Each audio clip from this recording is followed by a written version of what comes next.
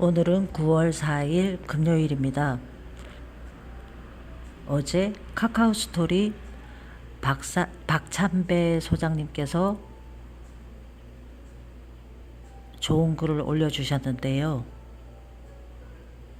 필사해서 낭독해보기로 했습니다.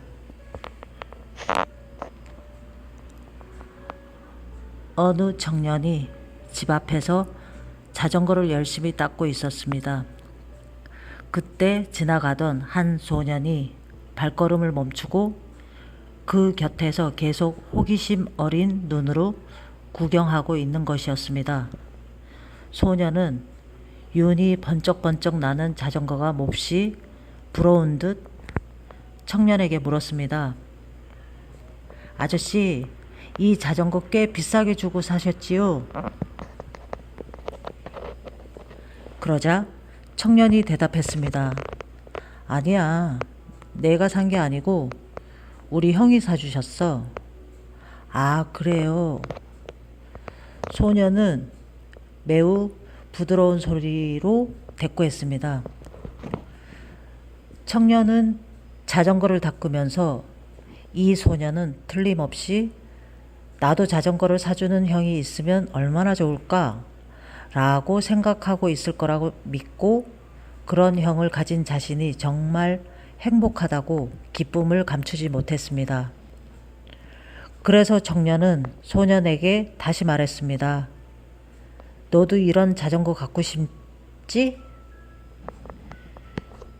그러자 소년은 이렇게 대답하는 것이었습니다.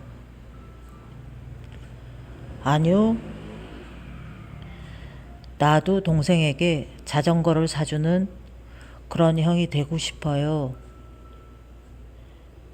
우리 집엔 심장이 약한 동생이 있는데 그 애는 조금만 뛰어도 숨을 헐떡이거든요.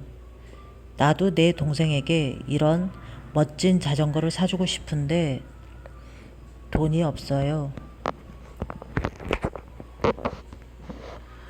소년의 생각은 청년의 짐작과는 전혀 딴판이었습니다. 그 소년은 보통 사람들과 다른 목표를 가지고 있었던 것입니다. 많은 사람들이 자전거를 받는 소원을 가지고 살아가는데 반해 그 소년은 자전거를 주는 소원을 가지고 살았던 것입니다. 늘 도움받는 동생이 되고픈 사람이 있고 도움 주는 형님이 되고픈 사람이 있습니다. 더 많이 받지 못했다고 불평하는 사람이 있고 더 주지 못해서 미안하다고 늘 안타까워하는 사람이 있습니다.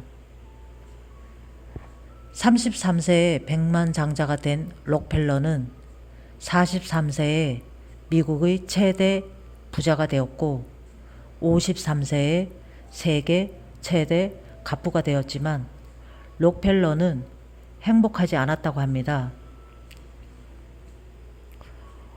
55세에 그는 불치병으로 1년 이상 살지 못한다는 사형 선고를 받았습니다. 최후 검진을 위해 휠체어를 타고 갈 때 병원 로비에 실린 액자의 글이 눈에 들어왔습니다. 주는 자가 받는 자보다 복이 있다. 주는 자가 받는 자보다 복이 있습니다.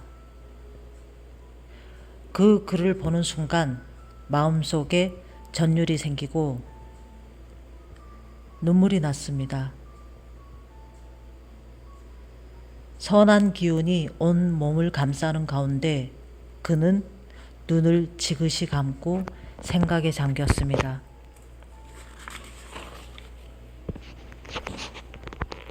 조금 후 시끄러운 소리에 정신을 차리게 되었는데 입원비 문제로 다투는 소리였습니다. 병원 측은 병원비가 없어 입원이 안 된다고 하고 환자 어머니는 입원시켜 달라고 울면서 사정을 하고 있었습니다. 록펠러는 곧 비서를 시켜 병원비를 지불하고 누가 지불했는지 모르게 했습니다.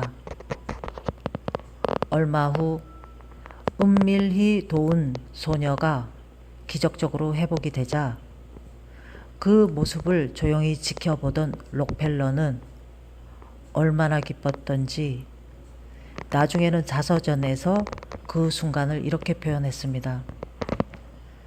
저는 살면서 이렇게 행복한 삶이 있는지 몰랐습니다. 그때 그는 나눔의 삶을 작정합니다. 그와 동시에 신기하게 그의 병도 사라졌습니다.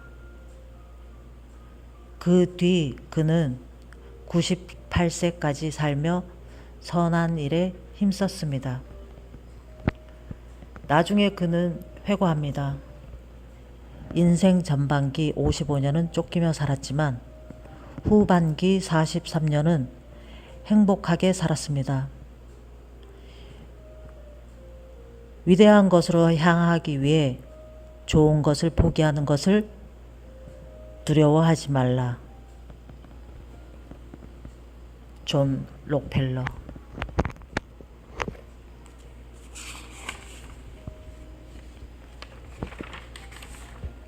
좋은 글은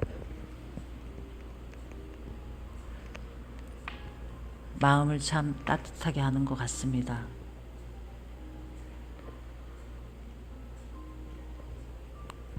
저도 동생에게 자전거를 사주는 그런 형이 되고 싶고,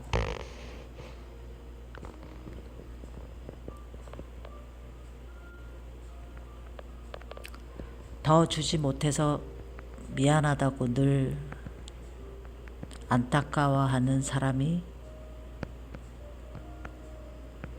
되고 싶습니다.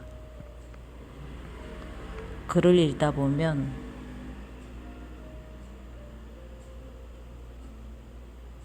깨달음이 참 많은 것 같습니다. 부끄럽고 한편으로는 좋은 글 주시는 분들께 참 고맙습니다.